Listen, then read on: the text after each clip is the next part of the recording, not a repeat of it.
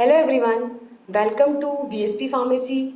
I am Nikita Gupta and as we are studying Pharmacology Unit 2nd, Chapter number 2, Drugs Acting on the Peripheral Nervous System. जैसा कि हम discuss कर रहे थे हमारा subject pharmacology और उसकी सेकेंड यूनिट को हम डिस्कस कर रहे थे जिसके अंदर हम पीएनएस के ऊपर यानी कि पेरिफेरल नर्वस सिस्टम के ऊपर काम करने वाली ड्रग्स को स्टडी कर रहे थे। ठीक है, तो इसके अंदर सबसे पहले हमने देखा न्यूरो ह्यूमरल ट्रांसमिशन को और फिर हमने कोलिनर्जिक ड्रग्स की स्टडी को शुरू किया था। ठीक है, तो इसी के अंदर हम फर्दर कंटिन्यू करेंगे। अभी तक हमने देख लिया है कि कोलिनर्जिक ड्रग्स क्या होती है, कौन कौन सी ड्रग्स इसके अंदर आती है, उन ड्रग्स का क्लासिफिकेशन, फार्माकोलॉजिकल एक्शंस, उसके इंडिकेशंस और कॉन्ट्राइंडिकेशंस। ठीक है, अब इसी के अंदर फर्दर कंटिन्यू करेंगे और नेक्स्ट देखेंगे anti cholinergic drugs. That means वो ड्रग जो कि कोलिनर्जिक के अपोजिट एक्शंस यहाँ पर देती हैं। दैट मीन्स कि इन कोलिनर्जिक रिसेप्टर्स को ये क्या कर देती हैं, ब्लॉक कर देती हैं। ब्लॉक कर देने का मतलब है कि ये ड्रग आएंगी यहाँ पर बाइंड हो जाने की वजह से अब कोलिनर्जिक ड्रग जो होती है आपकी वो यहाँ पर बाइंड नहीं हो पाती है और जो कोलिनर्जिक एक्शन आना चाहिए था वो यहाँ पर नहीं आता है। ठीक है, ब्लॉक कर देने का मतलब ये नहीं है कि ये इसके अपोजिट एक्शन देगी। ब्लॉक कर देने का मतलब ये है कि ये यहाँ पर कोलिनर्जिक ड्रग को बाइंड नहीं होने देगी और कोलिनर्जिक एक्शन प्रोड्यूस नहीं होने देगी, जिसकी वजह से कोलिनर्जिक ड्रग जो एक्शन प्रोड्यूस करती थी उसके अपोजिट एक्शन यहाँ पर हुआ रहेगा। ठीक है, तो इसको बोलते हैं एंटी कोलिनर्जिक ड्रग्स। ठीक है, कौन कौन सी ड्रग्स आती हैं इसके अंदर और कैसे काम करती हैं तो उसको हम यहाँ पर डिस्कस करेंगे। तो नेक्स्ट देखते हैं एंटी कोलिनर्जिक ड्रग्स क्या होती है। देखो, the anti cholinergic drugs is restricted to those which block the action of acetylcholine on the autonomic effectors and in the CNS which is exerted through the muscarinic receptors। ठीक है, anticholinergic drugs वो होती हैं जो कि रेस्ट्रिक्टली जो है restricted कर देती है, मतलब कि जो एसिटाइल कोलिन है उसके एक्शन को ब्लॉक कर देती है, उसके एक्शन को रेस्ट्रिक्ट कर देती है, उसके एक्शन को बंद कर देती है। ठीक है, तो जो आपके ऑटोनॉमिक इफेक्टर ऑर्गन्स होते हैं, जो सीएनएस होता है, सेंट्रल नर्वस सिस्टम होता है। ठीक है, तो सीएनएस के थ्रू जो मस्कैरिनिक रिसेप्टर पर जो एक्शन प्रोड्यूस हो रहा था, ठीक है, तो उनको ये ब्लॉक कर देती है, ऑटोनॉमिक इफेक्टर्स पर एसिटाइल कोलिन के एक्शन को खत्म कर देती है, रेस्ट्रिक्ट कर देती है, उसको बोलते हैं एंटी कोलिनर्जिक ड्रग। ठीक है, इसके अंदर आता है next classification of these anti cholinergic drugs. In anti cholinergic drugs को डिफरेंट क्लासेस में क्लासिफाई किया गया है। जैसे कि फर्स्ट है आपकी नेचुरल एल्कलॉइड्स, जिसमें आते हैं आपके एट्रोपिन, हायोसिन एंड स्कोपोलामीन। ठीक है, सेकेंड है सेमी सिंथेटिक डेरिवेटिव, जिसमें आता है homatropine, atropine methonitrite, hyoscine butyl bromide, ipratropium bromide and tiotropium bromide. ठीक है, तो यहाँ पर सेकेंड क्लास है। थर्ड क्लास है आपके सिंथेटिक कंपाउंड्स की, जिसको फर्दर क्लासिफाई किया गया है फोर क्लासेस में। फर्स्ट है माइड्रियाटिक्स, जिसमें आते हैं साइक्लोपेंटोलेट और ट्रोपिकामाइड। सेकेंड होते हैं एंटी सिक्रीटरी, जो कि सिक्रीशंस को इनिबिट करते हैं। इसके अंदर आते हैं एंटी स्पास्मोटिक्स, जिनको दो क्लासेस में डिवाइड किया है। फर्स्ट है आपकी क्वाटरनरी कंपाउंड्स और सेकेंड है आपकी टर्शरी अमीन्स। क्वाटरनरी कंपाउंड्स के अंदर आते हैं प्रोपेंथिलीन, ऑक्सीफिनोनियम, क्लेडिनियम, पेंजोलेट, मिथाइल ब्रोमाइड, आइसोप्रोपामाइड एंड ग्लाइकोपाइरोलेट। थर्ड होता है आपके टर्शरी अमीन्स, जिसमें आते हैं डाइसाइक्लोमीन, वेलिथमेट और प्रेंजेपीन। थर्ड होती है आपकी वेसिको सेलेक्टिव, जिसमें आपकी ड्रग आती है ऑक्सी ब्यूटाइनिन, फ्लेवोक्सेट और टोलटेरोल। डी आपके एंटी पार्किंसोनिज्म, जिसमें आपकी ड्रग आती है ट्राई हेक्साइल फेंटाइल दैट इज बेंजहेक्सिडोल, प्रोसाइक्लिडीन और बाइपेरिडीन। ठीक है, तो तीन मेजर क्लासेस में इन एंटीकोलिनर्जिक ड्रग्स को क्लासिफाई किया है। पहला है नेचुरल एल्कोलॉइड, जिन्हें नेचुरली प्लांट सूट से ऑब्टेन किया जाता है। इसमें ड्रग्स आती हैं एट्रोपिन और हायोसाइमिन, जिसे स्कोपोलामिन भी बोला जाता है। सेकेंड होती है सेमी सिंथेटिक। सेमी सिंथेटिक का मतलब है कि ये जो ड्रग रहेंगी ये नेचुरली ऑब्टेन होंगी और इनमें केमिकल रिएक्शन करके इन्हें मॉडिफाई किया जाएगा, डराइव किया जाएगा, इसीलिए इनको बोलते हैं सेमी सिंथेटिक डेरिवेटिव्स। इसके अंदर ड्रग्स आती हैं homatropine, scopolamine, sorry atropine, methonitrate, hyoscine, butyl bromide, ipratropium bromide और ट्रायोट्रोपियम ब्रोमाइड। ठीक है। थर्ड होती है आपके सिंथेटिक कंपाउंड जिसको सिंथेसाइज ही किया जाता है लैब्स के अंदर। ठीक है, अकॉर्डिंग टू देयर एक्शन। तो इसके अंदर आती है फर्स्ट माइड्रियाटिक्स, जो कि आंखों की पुतलियों को बड़ा कर देती है, माइड्रियाटिक एक्शन देती है। इसके अंदर ड्रग्स आती हैं जैसे कि cyclopentolate, tropicamide and so on. और सेकेंड होती है आपकी एंटी सिक्रेटरी, जो सिक्रीशंस को इनहिबिट करती हैं और एंटी स्पाज्मोटिक एक्शन देती है। इसके अंदर ड्रग्स आती हैं सच एज क्वाटर्नरी कंपाउंड्स, जिसमें आएगी आपकी प्रोपेंथिलीन, ऑक्सीफिनोनियम, ग्लेडिनियम, पिरेंजोलेट, मिथाइल ब्रोमाइड, आइसोप्रोपामाइड और ग्लाइकोपाइरोलेट।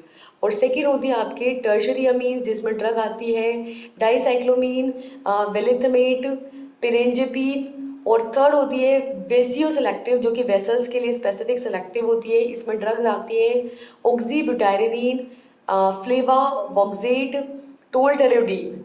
ठीक है। डी होती है आपके एंटी पार्किंसोनिज्म, जो कि पार्किंसन के अगेंस्ट काम करती है, पार्किंसन को ट्रीट आउट करने के लिए यूज की जाती है।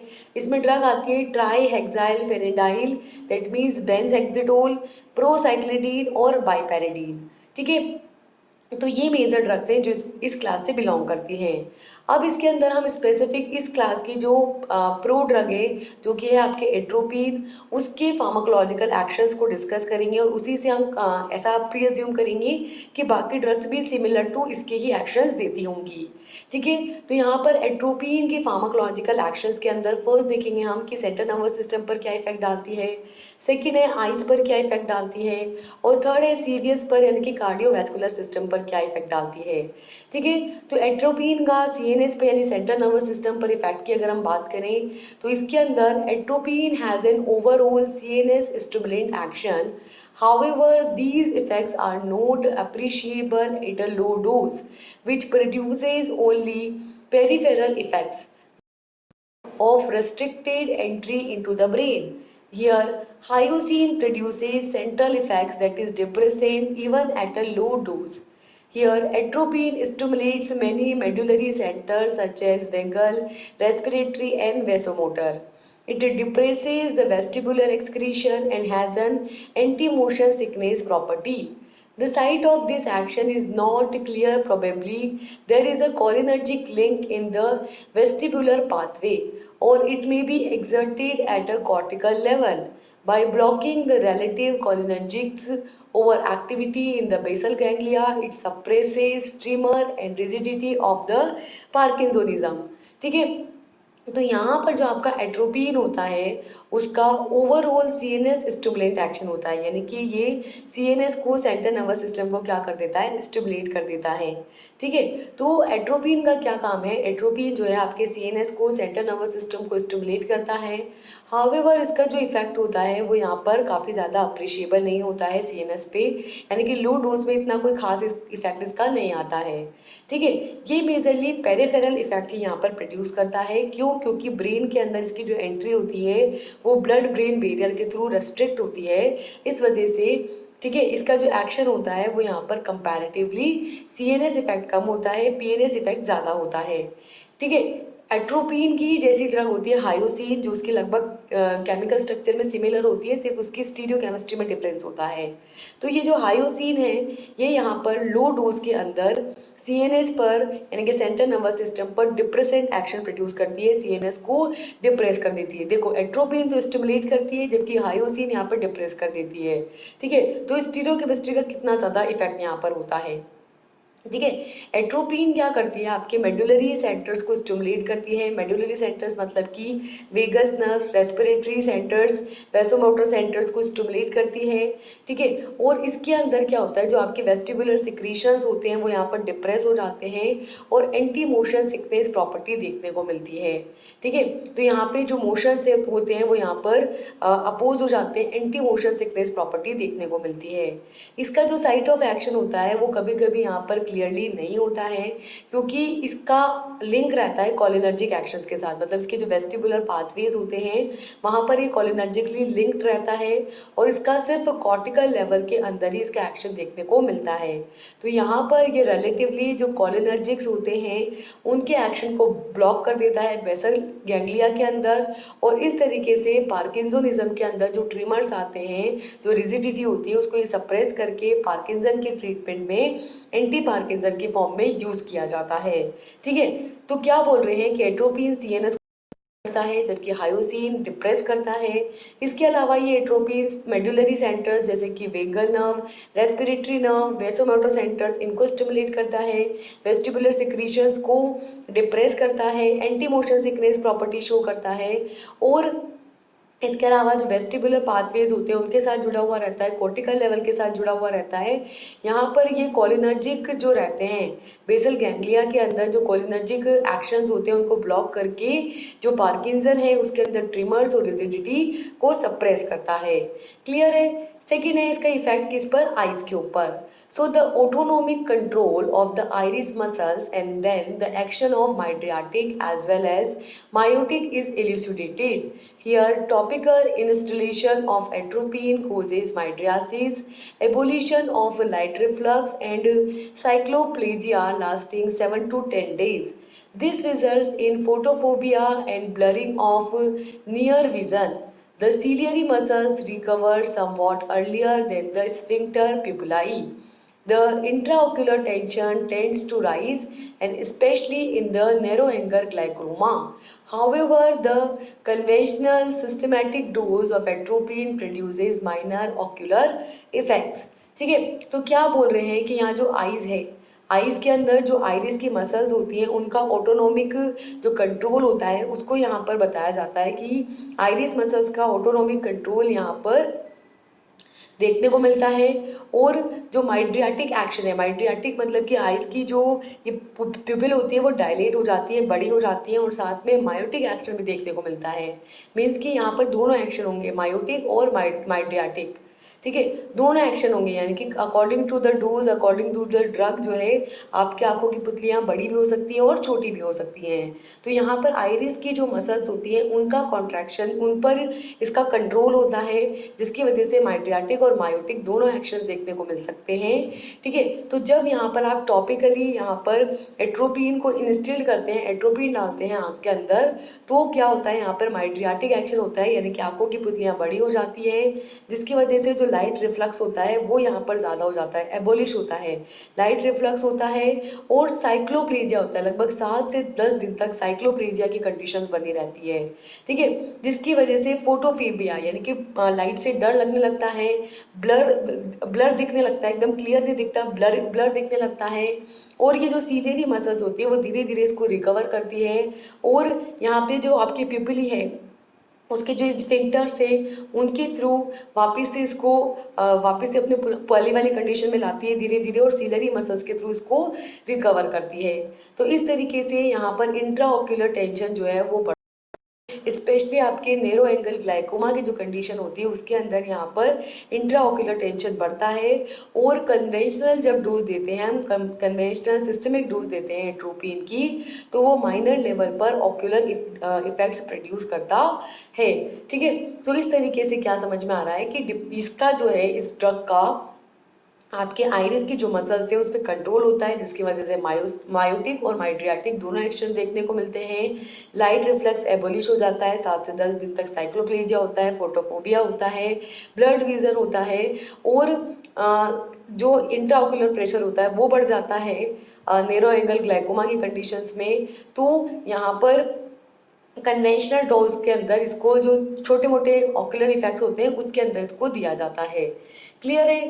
थर्ड है इफेक्ट ऑन द सीवियस यानी सेंट्रल सीवियस यानी कि कार्डियोवैस्कुलर सिस्टम के ऊपर effect. So it is most prominent effect is to cause tachycardia due to the blockage of M2 receptor at the SA node. ठीक है, तो यहाँ पर इसके SA नोड पर जो M2 रिसेप्टर्स होते हैं, उन M2 रिसेप्टर्स के ब्लॉक हो जाने की वजह से क्या होता है, आपके ट्रैकीकार्डिया यानी कि हार्ट बीट बढ़ जाती है। तो ये इंक्रीज हार्ट बीट का प्रोमिनेंट इफेक्ट यहाँ पर देखने को मिलता है। मतलब कि आपके जो ऐसे नोड्स हैं उस पे जो M2 रिसेप्टर्स हैं उनके ब्लॉक हो जाने की वजह से, क्योंकि ये क्या करता है, आपके M2 रिसेप्टर्स को ब्लॉक कर देता है, तो उनके ब्लॉक हो जाने की वजह से ट्रैकीकार्डिया यानी कि इंक्रीज हार्ट रेट देखने को मिलती है। ठीक है, तो इस तरीके के फार्माकोलॉजिकल एक्शन यहाँ पर एट्रोपिन की वजह से आते हैं। नेक्स्ट है इन एंटीकोलिनर्जिक जो ड्रग्स हैं इनके इंडिकेशंस, मतलब कि इनकी यूजेस, किस कंडीशंस में इनको यूज किया जाएगा। ठीक है, तो नेक्स्ट इज इंडिकेशंस। इंडिकेशंस के अंदर है कि atropine is indicated for the treatment of poisoning by the susceptible organophosphorus nerves agent having anticholinesterase activity as well as organophosphorus or carbamate insecticides in the adults and pediatric patients which weighing more than 41 kg। ठीक है, तो यहाँ पर atropine जो है यहाँ पर indicate, मतलब इंडिकेट होती है यानी कि यूज होती है किसके लिए, एक जो ससेप्टिबल ऑर्गेनोफॉस्फोरस की जब पॉइजनिंग हो जाती है तो उस पॉइजनिंग को अपोज करने के लिए, ठीक है, उस पॉइजनिंग को ट्रीट आउट करने के लिए इसको यूज किया जाता है। जब ऑर्गेनोफॉस्फोरस नर्व एजेंट्स होते हैं आपके, जिनके अंदर एंटी कोलिनेस्ट्रेज एक्टिविटी होती है, यानी कि जो क्या करते हैं कोलिनेस्ट्रेज एंजाइम को इनहिबिट करके एसिटाइलकोलिन के लेवल को बढ़ा देते हैं, उनको ये क्या करते हैं, उसकी वजह से एसिटाइलकोलिन का एक्सेस हो जाता है, उसकी वजह से पॉइजनिंग हो जाती है। तो उसके ट्रीटमेंट में इसको यूज किया जाता है जहां पर ये एसिटाइलकोलिन की बाइंडिंग नहीं होने देता रिसेप्टर पर, और एसिटाइलकोलिनर्जिक जो रिसेप्टर है एक्शन है वो देखने को नहीं मिलता। साथ ही जो इन ऑर्गेनोफॉस्फोरस या जो कार्बामेट्स हैं, इंसेक्टिसाइड्स हैं, ठीक है, इन इंसेक्टिसाइड्स जो कि इंसेक्ट्स को किल कर देते हैं, इंसेक्ट्स की ग्रोथ को इनहिबिट कर देते हैं। एडल्ट्स के अंदर, पेडियाट्रिक पेशेंट्स के अंदर जिनका वेट 41 kg से ज़्यादा है, उनके अंदर जब ऑर्गेनोफॉस्फोरस या इंसेक्ट्स, जैसे इंसेक्टिसाइड को उन्होंने पी लिया पॉइजनिंग के लिए, ठीक है, तो उसकी कंडीशन को ट्रीट करने के लिए भी, पॉइजन कंडीशन को ट्रीट करने के लिए भी एट्रोपिन को यहाँ पर यूज किया जाता है। नेक्स्ट है इसके कॉन्ट्राइंडिकेशंस कि किस कंडीशन में इसको यूज नहीं करना है। तो बेसिकली ये क्या करता है, ट्रैकीकार्डिया, हार्ट रेट बढ़ा देता है। तो जिसके ऑलरेडी हार्ट रेट बढ़ी हुई है, यानी कि जिसके ऑलरेडी फास्ट हार्ट रेट है, दे देना। तो फर्स्ट है fast heart rate, second is high pressure in the eye, क्योंकि ये ब्लड प्रेशर को इंक्रीज करता है, इंट्राओक्यूलर प्रेशर बढ़ा देता है आई के अंदर। तो जिनको ऑलरेडी ग्लूकोमा है, जिनकी आईज के अंदर ऑलरेडी प्रेशर बढ़ा हुआ है, उनको नहीं देना है। थर्ड है abdominal blockage, that is pyloric obstruction. ठीक है, तो आपके एसिडिटी पर इफेक्ट डालता है।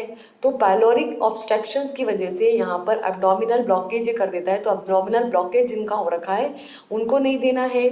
ठीक है, ड्राई माउथ इसके साइड इफेक्ट्स में आता है, ड्राई माउथ, तो ऑलरेडी जिनका ड्राई माउथ है उनको नहीं देना है। ठीक है, इंट्राओक्यूलर प्रेशर इंक्रीज करके ब्लड विजन के लिए रिस्पॉन्सिबल था, तो ऑलरेडी जिनका विजन ब्लड है उनको नहीं देना है। जो लाइट से सेंसिटिव है उनको नहीं देना है, क्योंकि लाइट सेंसिटिविटी करता है। लेक ऑफ स्वेटिंग, क्योंकि ये यहाँ पर स्वेटिंग कराता है, तो जिनको स्वेटिंग नहीं हो रही है, जिनके अंदर स्वेटिंग कम है, उनको नहीं देना है। डिजीनेस, घबराहट वाले लोगों को नहीं देना है, जिनको नोजिया है, ठीक है, उल्टी जैसा मन हो रहा है, उनको नहीं देना है। तो किस किस कंडीशन में कॉन्ट्राइंडिकेटेड है, fast heart beat, high pressure in the eye, abdominal blockage, dry mouth, blurred vision, sensitivity to the light, lack of sweating, dizziness and nausea। ये वो पर्टिकुलर कंडीशंस हैं जिससे ये कॉन्ट्राइंडिकेशन शो करता है, यानी कि इन कंडीशंस में हमको यहाँ पर इस ड्रग को, एंटीकोलिनर्जिक ड्रग को, या हम कहेंगे एट्रोपिन को नहीं देना है। ठीक है, नेक्स्ट ये हुआ आपकी सारी कहानी एंटीकोलिनर्जिक्स की। नेक्स्ट आपकी थर्ड पार्ट आता है एड्रीनर्जिक ड्रग्स, या इसको बोलते हैं सिंपैथोमाइमेटिक्स। ठीक है, एड्रीनर्जिक ड्रग्स की हम बात करें तो एड्रीनर्जिक ड्रग्स वो हैं जो कि एड्रीनर्जिक रिसेप्टर पर जाकर के बाइंड होकर के एड्रीनर्जिक एक्शन प्रोड्यूस करती हैं, या हम कहेंगे कि सिंपैथेटिक नर्वस सिस्टम जैसा एक्शन प्रोड्यूस करती है, उस एक्शन की मिमिक्री करती है, इसलिए इसको क्या बोला जाता है, सिंपैथोमाइमेटिक्स भी बोला जाता है। ठीक है, तो क्या होती है आपकी एड्रीनर्जिक ड्रग्स या सिंपैथोमाइमेटिक ड्रग, तो इसके अंदर है कि these are the drugs which action is similar to that of adrenergic or sympathetic stimulation. ये वो ड्रग्स होती है जिनका जो एक्शन है वो एड्रेनर्जिक यानी कि एड्रेनलिन के जैसा एक्शन यहाँ पर देखने को मिलता है। यहाँ हम कहेंगे कि सिंपैथेटिक नर्वस सिस्टम को स्टिमुलेट करके एसएनएस जैसा एक्शन ये यहाँ पर देती हैं, उसको बोलते हैं हम सिम्पैथोमाइमेटिक्स या एड्रेनर्जिक ड्रग्स। ठीक है, इन एड्रेनर्जिक ड्रग्स को फॉलोइंग 3 क्लासेस में डिवाइड किया गया है। So the classification of adrenergic drug is first direct acting sympathomimetics, second is indirect acting sympathomimetics and third is the mixed action sympathomimetics। ठीक है, 3 क्लासेस है यहाँ पर, डायरेक्ट, इनडायरेक्ट और मिक्स्ड। डायरेक्ट जो डायरेक्टली रिसेप्टर पे बाइंड होकर के अपना एक्शन देगी, इनडायरेक्ट जो कि इनडायरेक्टली इन एड्रेनर्जिक जो न्यूरोट्रांसमीटर्स है उसकी रिलीज को बढ़ा, थर्ड है मिक्स्ड एक्शन जो दोनों की जैसा कॉमन मिलाकर के एक्शन देगी। ठीक है, तो फर्स्ट होती है आपकी direct सिम्पैथोमाइमेटिक्स। These are the drugs which directly act as an agonist on the alpha or beta adrenoreceptor. The neurotransmitters are or drugs are adrenaline, noradrenaline, isoprenolone, phenylephrine, methoxamine, xylometazoline, salbutamol and many more. ठीक है, तो ये वो drugs होती हैं जो कि directly alpha और बीटा एड्रेनर्जिक रिसेप्टर पर बाइंड होकर के डायरेक्ट एक्शन ये यहाँ पर प्रोड्यूस करती हैं। इसके अंदर आपके ड्रग्स आती हैं जैसे कि adrenaline, non adrenaline, isoprenaline, phenylephrine, methoxamine, xylometazoline, salbutamol और मैनी मोर्स। ठीक है, सेकेंड होते हैं आपके इनडायरेक्ट एक्टिंग सिम्पैथोमाइमेटिक ड्रग्स। ठीक है, इन ड्रग्स की बात करें तो these act on the adrenergic neurons to release the non adrenaline which acts on the adrenoreceptors such as tyramines and amphetamines। ठीक है, तो ये वो ड्रग्स होती हैं जो कि एड्रेनर्जिक न्यूरॉन्स पे जो है जो एड्रेनर्जिक न्यूरोट्रांसमीटर से उनकी रिलीज को बढ़ा देती है, जैसे कि एड्रेनलिन या नॉर एड्रेनलिन की रिलीज को बढ़ा देती है जो कि जाकर के एडिनो रिसेप्टर्स पर बाइंड होकर के इनडायरेक्टली सिम्पैथोमाइमेटिक एक्शन प्रोड्यूस करते हैं। इसके अंदर आपके ड्रग्स आती हैं सच एज टायरामीन और एम्फेटामीन। थर्ड होती है आपके mixed acting sympathomimetics. These act directly as well as indirectly such as ephedrine, dopamine and mephentermine. ये जो ड्रग्स होती हैं ये डायरेक्टली या इनडायरेक्टली दोनों में से किसी भी एक्शन के किसी भी तरीके से अपना एक्शन प्रोड्यूस कर सकती हैं। इसके अंदर ड्रग्स आती हैं एफ्रिडीन, डोपामीन एंड मिफेंट्रामीन। ठीक है, अब जब ये अल्फा रिसेप्टर पे बाइंड होगी तब क्या एक्शन देगी और जब ये बीटा रिसेप्टर पे बाइंड होगी तब क्या एक्शन देगी। तो नेक्स्ट है इसका फार्माकोलॉजिकल एक्शन। फार्माकोलॉजिकल एक्शंस के अंदर फर्स्ट है अल्फा रिसेप्टर पे बाइंड होने पर दिए जाने वाले एक्शंस। तो यहाँ पर देखो फर्स्टली क्या होता है कि यहाँ पे contraction of arterioles and veins which rise in BP. ठीक है, यहाँ पे आर्ट्रियोल्स और जो वेन्स होती हैं वो आपके कॉन्ट्रैक्ट हो जाती है जिसकी वजह से बीपी बढ़ जाता है। ठीक है, second is on heart having little action and arrhythmia at a higher dose. ठीक है, तो हायर डोज में क्या करती है, अरिथमिया करती है, यानी कि हार्ट की जो रिदम है उसको यहाँ पर डिस्टर्ब हो जाती है, हार्ट पर एक लिटिल एक्शन देखने को मिलता है। ठीक है, जब अल्फा रिसेप्टर पे बाइंड होती है तब ब्रोंकियोल्स पर कोई इफेक्ट नहीं डालती। फोर्थ है contraction of the radial muscles of iris which causes mydriasis and decrease aqueous secretion. ठीक है, ये क्या करती है जो आपके आइरिस की जो रेडियल मसल्स होती है उनको कॉन्ट्रैक्ट कर देती है जिसकी वजह से माइड्रियासिस होता है, यानी कि जो आंखों की पुतलियां हैं वो बढ़ जाती है और एक्वस फ्लो जो रहता है यहाँ पर वो कम हो जाता है। ठीक है, नेक्स्ट है intestinal relaxation contraction of the sphincters. ठीक है, फिफ्थ है कि ये क्या करती है आपकी इंटेस्टाइन जो रहती है उस इंटेस्टाइन की जो मसल्स होती है उसको रिलैक्स करती है, जो स्फिंक्टर्स होती हैं उनको कॉन्ट्रैक्ट कर देती हैं। ठीक है, six is bladder trigone is constructed by the alpha 1। जब ये ड्रग अल्फा 1 रिसेप्टर पर बाइंड होती है तो वहां पर जो ब्लैडर ट्राइगोन होता है, ठीक है, उसको ये यहाँ पर क्या कर देती है, कॉन्स्ट्रक्ट कर देती है। नेक्स्ट इज यूट्रस कॉन्ट्रैक्शन, जो आपकी यूट्रस की मसल्स हैं उसको कॉन्ट्रैक्ट कर देती हैं। Next is sphincter capsules construction bye the alpha 1। जब अल्फा 1 रिसेप्टर पर बाइंड होती है तो यहाँ स्फिंक्टर होता है आपके जो कैप्सूल्स का स्फिंक्टर होता है उसको ये कॉन्ट्रैक्ट करती हैं। नेक्स्ट है neuro muscular transmission facilitated by increase acetylcholine release. ठीक है, एसिटाइलकोलिन के सिक्रीशन को, उसके रिलीज को बढ़ा देती है, जिसकी वजह से न्यूरो मस्कुलर ट्रांसमिशन यहाँ पर देखने को मिलता है। नेक्स्ट है insulin secretion inhibited, that is alpha 2 dominating. यहाँ पर जब आपके ड्रग अल्फा 2 रिसेप्टर पर बाइंड होती है तो जो इंसुलिन सिक्रीशन है वो यहाँ पर इनहिबिट हो जाते हैं। ठीक है, 11th है in the liver causes glycogenolysis alpha 1 in some species. कुछ स्पीशीज के अंदर जो लीवर होते हैं, लीवर में क्या करती है ये ग्लाइकोजिनोलाइसिस करती है, यानी कि ग्लाइकोजन को लाइसिस कर देती है, ग्लाइकोजन को तोड़ देती है और ग्लाइकोजन को तोड़ करके किस में कन्वर्ट कर देती है, ग्लूकोज के अंदर। ठीक है, किडनी पर इसका कोई इफेक्ट नहीं होता है जब अल्फा रिसेप्टर पे बाइंड होगी तब। फिर नेक्स्ट है कि male sex organ causes ejaculation, that is alpha 1। ठीक है, तो यहाँ पर जब आपके अल्फा 1 रिसेप्टर पर बाइंड होगी तो जो मेल सेक्स ऑर्गन होगा उसमें किसको हेल्प करेगी, इजैकुलेशन को हेल्प करेगी। नेक्स्ट है salivary gland causes potassium and water secretion by alpha 1 receptor. तो जब अल्फा 1 रिसेप्टर पर बाइंड होगी तो सलाइवरी ग्लैंड के थ्रू पोटेशियम आयन और वाटर का सिक्रीशन कराएगी। एडीएच पर यानी कि एंटी डाययूरेटिक हार्मोन पर इसका कोई इफेक्ट नहीं है। एंड लास्ट है nictitating membrane causes contraction in the animals. Animals के अंदर जो हमारा निकोटिनिक रिसेप्टर्स होते हैं, निकोटिनिक मेम्ब्रेन्स होती हैं, वहाँ पर कॉन्ट्रैक्शन करती है और कॉन्ट्रैक्शन करके आपकी इफेक्ट प्रोड्यूस करती है। तो ओवरऑल क्या कह रहे हैं, ओवरऑल ये है कि आपके आर्ट्रियोल्स और वेन्स को कॉन्स्ट्रिक्ट करती है, हार्ट पर अरिथमिया करती है।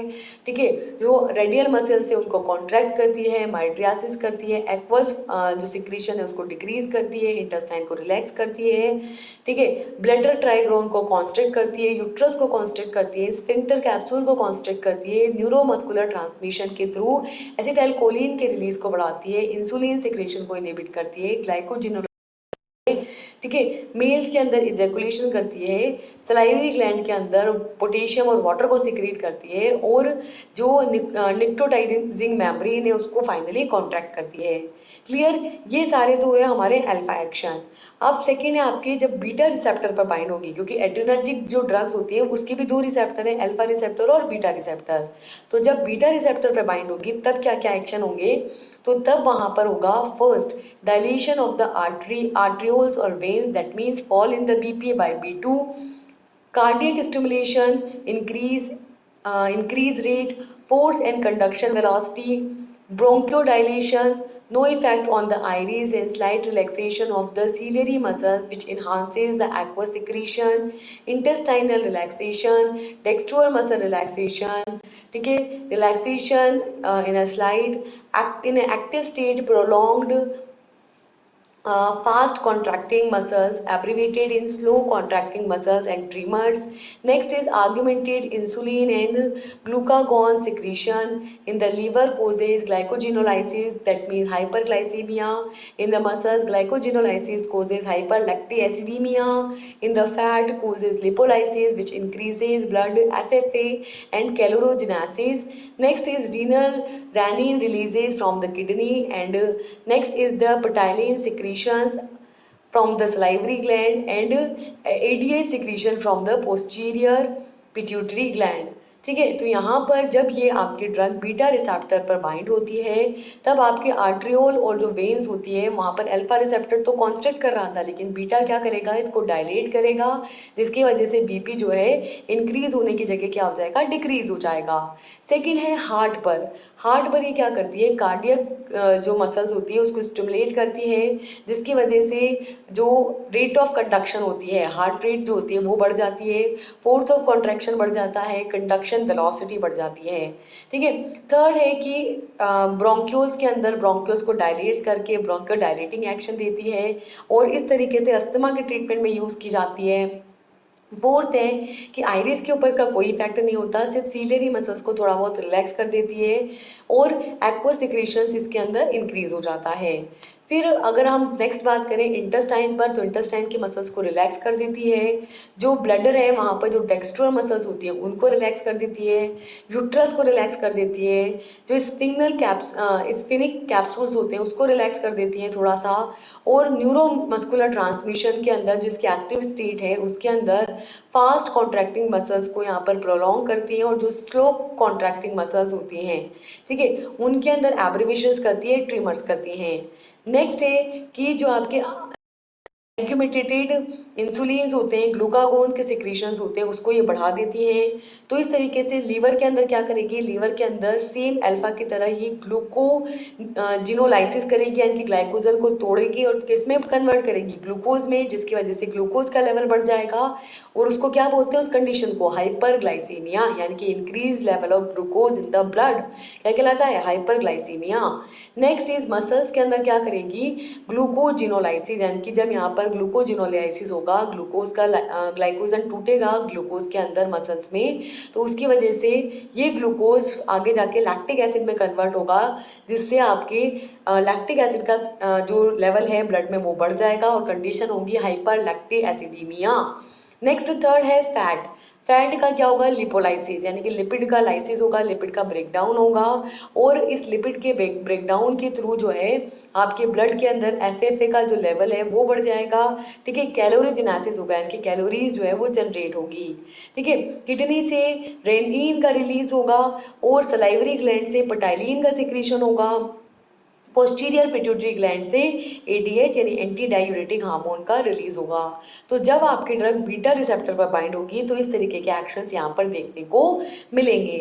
क्लियर है दोनों अल्फा और बीटा एक्शंस। नेक्स्ट इसके अंदर जो ड्रग आती है आपके वो है सालब्यूटामोल। सालब्यूटामोल की अगर हम बात करें तो salbutamol is an beta adrenergic receptor agonistic drug which is used to treat asthma, bronchitis, COPD as well as prevent exercise-induced bronchospasm. The mechanism of action of salbutamol is that this salbutamol stimulates the beta-2 adrenergic receptor, which are predominant receptor in the bronchial smooth muscles. These beta-2 receptors are present in the human heart in a concentration of between 10 to 50%. Here, stimulation of beta-2 receptors lead to the activation of enzyme adenyl cyclase and form cyclic CAMP, that is adenosine monophosphate, from the ATP, that is adenosine triphosphate. Then the amount of dose and adverse effects and contraindications of salbutamol. क्या कह रहे हैं salbutamol के बारे में कि ये जो साल्बुटामोल है ये आपकी beta 2 adrenergic receptor agonistic drug होती है, यानी कि एड्रीनर्जिक जो रिसेप्टर्स होते हैं उस पर जाकर बाइंड होकर के एगोनिस्टिक एक्शन देती है, और वहाँ एड्रीनर्जिक में भी कौन से रिसेप्टर, बीटा 2 रिसेप्टर, और बाइंड होकर के ट्रीट करती है किसको, अस्थमा, अस्थमा के ट्रीटमेंट में यूज होती है, ब्रोंकाइटिस यानी कि ब्रोंक्यूल्स के अंदर इन्फ्लामेशन करती है, सीओपीडी यानी कि कोरोनरी ऑब्स्ट्रक्टिव पल्मोनरी डिजीज के अंदर यहाँ ट्रीटमेंट में यूज होती है, और ब्रोंकोस्पाज्म यानी कि ब्रोंक्यूल्स के अंदर स्पाज्मेटिक कंडीशंस कोज करती है, ठीक है। तो इस तरीके से एक्सरसाइज को प्रिवेंट करके ब्रोंकोस्पाज्म यानी कि जब आपके ब्रोंक्यूल्स जो रहते हैं वो कॉन्स्ट्रिक्ट हो जाते हैं तो उनको डायलेट करके इजीली रेस्पिरेशन को ईजियर बनाती है, और एक्सरसाइज को यहाँ पर प्रिवेंट किया जाता है कि ज़्यादा एक्सरसाइज नहीं हो, क्योंकि ज़्यादा ऑक्सीजन डिमांड यहाँ पर फुलफिल नहीं हो पाएगी, ठीक है। कैसे काम करती है साल्ब्यूटामोल, तो ये जो साल्ब्यूटामोल है आपकी बीटा 2 एड्रीनर्जिक रिसेप्टर्स पर बाइंड करके इनको स्टिमुलेट करती है, और स्टिमुलेट करके जो ब्रोंकियल स्मूथ मसल्स हैं उन ब्रोंकियल स्मूथ मसल्स को स्टिमुलेट कर देती हैं, जो कहाँ प्रेजेंट होते हैं, ये प्रेजेंट होते हैं ह्यूमंस के हार्ट में। ह्यूमन के हार्ट में जो बीटा 2 रिसेप्टर्स प्रेजेंट हैं, जो कि यहाँ पर 10 to 50% की कंसंट्रेशन में ड्रग की डोज दी जाती है, जो ब्रोंकियल स्मूथ मसल्स को क्या करती है, रिलैक्स करती है। तो इस तरीके से इन बीटा 2 रिसेप्टर्स के स्टिमुलेट होने से यहाँ पर प्रेजेंट जो एंजाइम है आपके एडिनाइल साइक्लेज वो एक्टिवेट हो जाता है, और एक्टिवेट होकर के वो बनाता है साइक्लिक एएमपी यानी कि CAMP, ठीक है। ठीक है, यानी कि साइक्लिक एडिनोसिन मोनोफॉस्फेट ये बनाता है किससे, एटीपी से, यानी एडिनोसिन ट्राइफॉस्फेट से ये यहाँ पर CAMP बनाता है, किसकी हेल्प से, एडिनाइल साइक्लेज एंजाइम की हेल्प से, और इसके एक्टिवेशन होने से आपके बीटा 2 रिसेप्टर्स स्टिमुलेट हो जाते हैं और यहाँ पर ब्रोंकियोडायलेटिंग एक्शन देखने को मिलता है। ठीक है, नेक्स्ट है इसकी डोज की अगर हम बात करें तो usual dose of oral salbutamol is 2 to 4 mg 3 times in a day in the adult and 1 to 2 mg 3 times in a day in a children। तो यहाँ पर कितनी अमाउंट दी जाती है, जो यूजर डोज रहती है साल्बिटामोल की वो है कि एडल्ट के अंदर तो एक दिन में 3 बार देना है 2 से 4 mg, और जो बच्चे हैं उनके अंदर भी 3 बार ही देना है, लेकिन वहाँ पर डोज रहेगी 1 से 2 mg। ठीक है, इतनी डोज यहाँ पर प्रिस्क्राइब की जाती है। नेक्स्ट है इस ड्रग के adverse effects and indications. So the most common adverse reaction which is associated with the use of salbutamol inhalation aerosols are palpitations which is occurring in less than 10% of the patients, anxiety less than 10%, tremors less than 15% of the patients, and increased blood pressure approximately 5%, and occasionally resulting in the hypertension. The most common adverse reaction of salbutamol tablets or syrups are tremors which is occurring in 10 to 20% of the patients and anxiety in 9 to 20% of the patients। ठीक है, तो जब कोई person salbutamol intake करता है तो उसके अंदर कुछ कॉमन एडवर्स इफेक्ट्स देखने को मिलते हैं। जब वो साल्बुटामोल को इनहेलेशन के थ्रू लेता है, इनहेल करता है, वो पंप आता है ना, उस पंप एरोसोलिक फॉर्म में। ठीक है, तो क्या क्या साइड इफेक्ट देखने को मिलते हैं, 10% से भी कम लोगों के अंदर पाल्पिटेशन यानी घबराहट देखने को मिलती है, 10% लगभग 10% लोगों के अंदर एंजाइटी यानी घबराहट देखने को मिलती है, पाल्पिटेशन यानी कि ऐसे पसीने आने लगते हैं, ऐसे हाफने लगते हैं वो, 15% से भी कम परसेंट लोगों के अंदर ट्रीमर्स यानी ऐसे ऐसे हाथ पैर उनके दूधने लगते हैं, झटके आने लगते हैं। ठीक है, लगभग 5% लोगों के अंदर ब्लड प्रेशर बढ़ जाता है और ब्लड प्रेशर बढ़ने की वजह से हाइपरटेंशन की कंडीशंस देखने को मिलती है। कुछ कॉमन एडवर्स इफेक्ट्स होते हैं, ये तो इनहेलेशंस की बात हुई। अब जब आप इसको टैबलेट या सिरप की फॉर्म में लोगे तब यहाँ पर कुछ एडवर्स इफेक्ट देखने को मिलेंगे, जैसे कि लगभग 10 से 20% लोगों के अंदर ट्रिमर्स और 9 से 20% लोगों के अंदर एंजाइटी यानी कि घबराहट देखने को मिलती है, पाल्पिटेशंस, ट्रिमर्स देखने को मिलते हैं। ठीक है, नेक्स्ट लास्ट आते हैं इसका कॉन्ट्राइंडिकेशन की कौन सी कंडीशंस हैं जिसके अंदर हमको यहाँ पर साल्बुटामोल नहीं देनी है। तो फर्स्ट है इसके अंदर salbutamol and pregnancy, second is cautions when used during the pregnancy, third is just a second. ठीक है, तो यहाँ पर नेक्स्ट है कि either studied in animals have related adverse effects on the fetus such as teratogenic or embryocidal and others, and there are no control studies in humans and studies in the women and animal are not available. Drug should be given only if the potential benefit justifies the potential risk to the fetus। ठीक है, तो कुछ particular conditions है जिसके अंदर हमको ये drug नहीं देनी है, जैसे कि प्रेग्नेंट जो लेडी है उसको नहीं देनी। ठीक है, प्रेगनेंसी के टाइम पर हमें प्रिकॉशंस रखने हैं कि ये ड्रग हमको नहीं देनी है। एनिमल में स्टडीज किए गए हैं जो इसके फीटस के ऊपर साइड इफेक्ट्स को एडवर्स इफेक्ट्स बताते हैं। जो एनिमल स्टडीज है वो ये कहती हैं कि अगर बच्चों के अंदर ये ड्रग चली जाएगी तो ये यहाँ पर एडवर्स इफेक्ट्स कोज करेगी। ठीक है, नेक्स्ट ये क्या कर सकती है, हमारे टेरेटोजेनिक इफेक्ट दे सकती है, यानी कि बच्चों के अंदर साइड इफेक्ट्स कर सकती है, एम्ब्रियोसाइडल एक्शन दे सकती है, मतलब कि एम्ब्रियो को किल भी कर सकती है। ठीक है, जस्ट अ सेकेंड बेटा। ठीक है, तो बच्चों के अंदर टेराटोजेनिक इफेक्ट यहाँ पर देखने को मिलते हैं। दैट मीन्स कि मोस्ट ऑफ द केसेस पे जो बच्चे हैं, ठीक है, वो उनमें एम्ब्रियोसाइडल, जैसे अगर मान लो इन केस प्रेगनेंसी में कोई लेडी ले रही है तो वो जो एम्ब्रियो है, बच्चा है, उसकी डेथ भी हो सकती है, एम्ब्रियोसाइडल एक्शंस भी देखने को मिल सकते हैं। अगर मदर मिल्क के थ्रू बच्चे के अंदर जा रहा है, फिटस के अंदर जा रहा है, तो उस पर साइड इफेक्ट्स, एडवर्स इफेक्ट्स देखने को मिलेंगे। जबकि वुमेन्स के ऊपर जो स्टडी की गई है उसमें वुमेन्स के ऊपर कोई साइड इफेक्ट नहीं है। ठीक है, ना एनिमल के ऊपर ज़्यादा साइड इफेक्ट्स है, लेकिन जो एम्ब्रियो है उस पर यहाँ पर मेजर साइड इफेक्ट देखने को मिलते हैं। दैट इज़ वाई प्रेगनेंसी के टाइम पर और प्रेगनेंसी के बाद में भी जो है यहाँ पर इस ड्रग को प्रिस्क्राइब नहीं किया जा सकता। और अगर आपको बच्चे को देना ही है तो बहुत वो कंडीशन जब वो बच्चे के लिए बहुत ज़्यादा बेनिफिशियल है, ठीक है, उसी से उसको ट्रीट आउट किया जा सकता है, तभी हम उसको देंगे। अदरवाइज इसके जो पोटेंशियल रिस्क है फीटस को, उसको ध्यान में रखते हुए इसको नहीं देना है, ठीक है। वो बेनिफिट्स जो रहेंगे वो अगर जस्टिफाई कर रहे हैं इन साइड इफेक्ट्स को तो हम वहाँ पर दे सकते हैं कि इफेक्ट ही ऐसा है जो सिर्फ यही ड्रग दे सकती है, कोई और ड्रग इसको सॉल्व नहीं कर सकती, तब हम वहाँ पर इसको देंगे, अदरवाइज इसको प्रीफर नहीं करेंगे, ठीक है। तो इसी के साथ हमारा ये लेक्चर होता है यहाँ पर कंप्लीट। इसके अंदर हमने 2 चैप्टर्स को डिस्कस किया। एक तो थे हमारे एंटीकोलिनर्जिक्स कि जो आपके कोलिनर्जिक इफेक्ट्स के अपोजिट एक्शंस देते हैं, उनके एक्शंस को अपोज करते हैं। और नेक्स्ट हमने डिस्कस किया एड्रेनर्जिक ड्रग्स जो कि एड्रेनर्जिक रिसेप्टर्स पर बाइंड होकर के एड्रेनर्जिक एक्शन यहाँ पर प्रोड्यूस करते हैं, ठीक है।